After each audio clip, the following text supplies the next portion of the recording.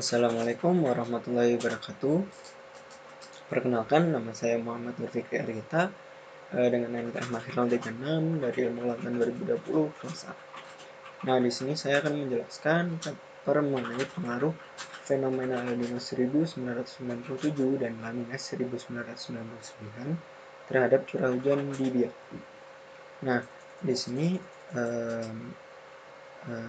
ada mengenai gambar El Nino pada kondisi normal dan kondisi La Nina.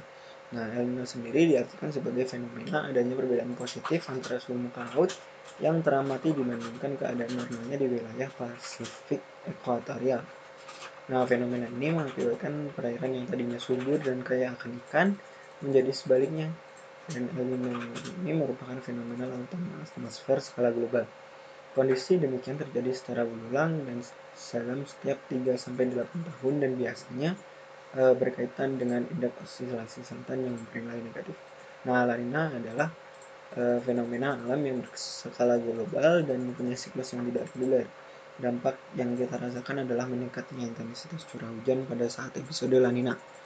Nah, selama periode La Nina, angin pasat menjadi lebih kuat dari biasanya oleh peningkatan gradien tekanan antara Samudra Pasifik bagian barat dan timur.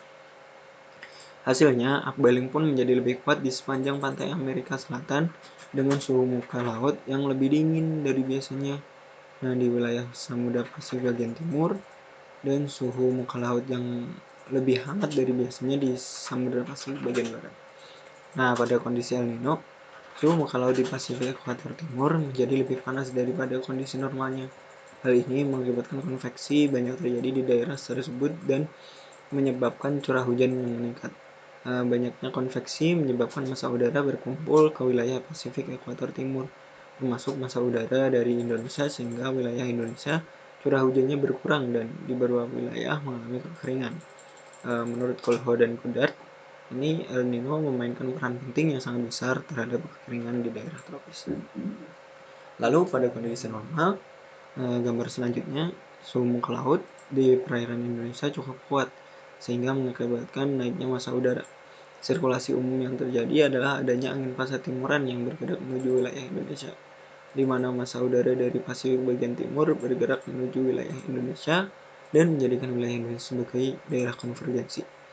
Nah, pada saat kondisi La Nina ini, suhu muka laut di Pasifik Ekuator Timur lebih rendah daripada kondisi normalnya, sedangkan suhu muka laut di wilayah Indonesia menjadi lebih hangat. Sehingga terjadi banyak konveksi dan mengakibatkan massa udara berkumpul di wilayah Indonesia, termasuk massa udara dari Pasifik Ekuator Timur, dan hal tersebut menunjang pembentukan awan dan hujan. Sehingga fenomena La Nina sering mengakibatkan curah hujan jauh di atas normal yang menimbulkan banjir serta tanah longsor. Bahkan sering diikuti angin yang kencang. Secara umum, pengaruh La Nina terhadap curah hujan di Indonesia bergerak secara dinamis, di mana pada saat awal kejadian hanya berefek pada sebagian kecil wilayah Indonesia, yaitu bagian selatan, serta terus bergerak secara dinamis ke seluruh wilayah Indonesia dan berakhir di wilayah timur Indonesia. Nah, dapat dikatakan sirkulasi saat kejadian La Nina ini sama seperti sirkulasi saat normal. Hanya saja angin pasat timur menjadi lebih kuat dari biasanya yang mengakibatkan konvergensi lebih kuat dan menghasilkan hujan yang lebih besar dari biasanya. Nah, El Nino dan La Nina ini dapat dideteksi dengan memperhitungkan nilai indeks osilasi selatan atau SOI pada kotak yang berikutnya.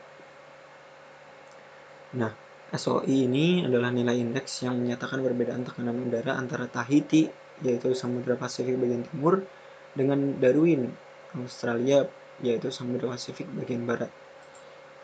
Nah, secara matematis, SOI ini dapat dihitung dengan menggunakan persamaan yang ada di sini, mulai 10 dikali P min P ini, dan dapat dilihat di sini.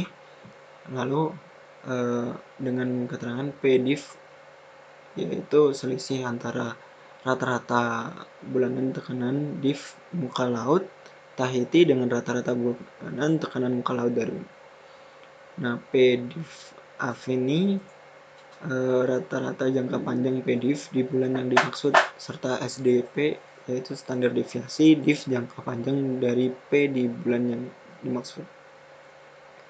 Nah, selanjutnya ada rata-rata curah hujan bulanan dihitung dengan menggunakan rumus yang ada pada selanjutnya, yang ada di sampingnya, dengan X-min yaitu rata-rata curah hujan bulanan dari suatu parameter pada periode waktu tertentu. Nah, XI jumlah curah hujan pada bulan tertentu, dan N jumlah curah hujan bulanan. Maka kita akan bisa mendapatkan nilai rata-rata curah hujan bulanan. Lalu selanjutnya ada analisis korelasi untuk menyelidiki ada tidaknya hubungan dua variabel dalam hal ini curah hujan bulanan dan SOI atau indeks Nino 3.4 didapatkan menggunakan persamaan yang ada di bawah.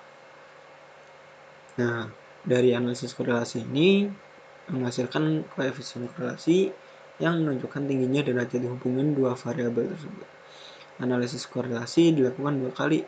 Yang pertama yaitu menghitung korelasi antara curah hujan bulanan dengan SOI, dan yang kedua adalah curah hujan dengan indeks Nino 3.4 di mana R yaitu koefisien korelasi antara X dan Y, yaitu X SOI rata-rata bulanan atau indeks Nino 34, Y adalah curah hujan rata-rata bulanan.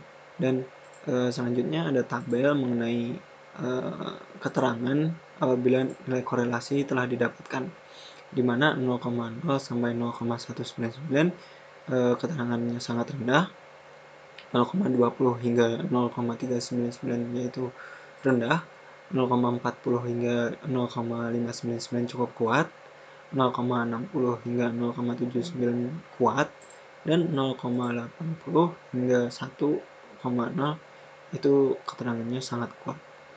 Nah, dilihat selanjutnya dilihat dari hasilnya yang di bawah bagian kiri, kotak bagian kiri, hampir semua bulan kecuali Maret dan April nilainya adalah negatif. Hal ini menunjukkan bahwa hubungan antara indeks Nino 3.4 dan curah hujan adalah berlawanan arah, yang artinya apabila indeks Nino 3.4 meningkat, maka curah hujan akan menurun.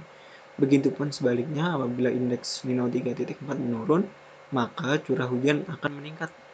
Sementara untuk bulan Maret dan April di mana nilai korelasinya positif, hubungan antara indeks Nino 3.4 dan curah hujan adalah bersifat searah.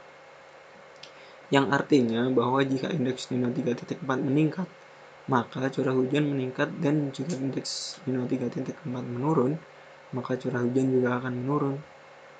Nah, tabel ini menunjukkan hasil perhitungan korelasi antara nilai SOI pada tabel keempat dengan curah hujan. Tabel di kotak yang selanjutnya yang di sampingnya. Nah, di mana dari nilai korelasi yang telah didapat kemudian dikelompokkan sesuai kriteria. Nah, dapat dilihat bahwa tingkat hubungan korelasi antara SOI dengan curah hujan di wilayah biak dikategorikan menjadi 4 macam, yaitu sangat rendah, rendah, cukup kuat, dan kuat. Tingkat hubungan sangat rendah terjadi pada bulan Januari, Maret, dan April, sementara tingkat hubungan rendah terjadi pada bulan Februari, Mei, Juni, dan November. Sehingga dapat disimpulkan bahwa bulan-bulan tersebut nilai SOI hampir tidak berpengaruh terhadap curah hujan yang terjadi di wilayah biak. Nah, untuk korelasi dengan tingkat hubungan cukup kuat terjadi pada bulan Juli, Agustus, September, dan Desember. Nah, selain itu, korelasi dengan tingkat hubungan kuat hanya terjadi pada bulan Oktober. Nah, pada bulan-bulan tersebut di mana tingkat hubungan cukup kuat hingga kuat, nilai SOI berpengaruh terhadap curah hujan yang terjadi. Selanjutnya, nilai korelasi SOI dengan curah hujan biak hampir semua bulan kecuali Maret dan April nilainya adalah positif. Hal ini menunjukkan bahwa hubungan antara SOI dan curah hujan adalah searah. Artinya, apabila SOI meningkat, maka curah hujan akan meningkat. Begitupun sebaliknya, apabila SOI menurun, maka curah hujan akan menurun. Dan sementara untuk bulan Maret dan April, di mana nilai korelasinya negatif, hubungan antara SOI dan curah hujan adalah bersifat berlawanan arah, yang artinya bahwa jika SOI meningkat, maka curah hujan menurun, dan SOI menurun, maka curah hujan akan meningkat. Demikian dari saya. Terima kasih. Wassalamualaikum warahmatullahi wabarakatuh.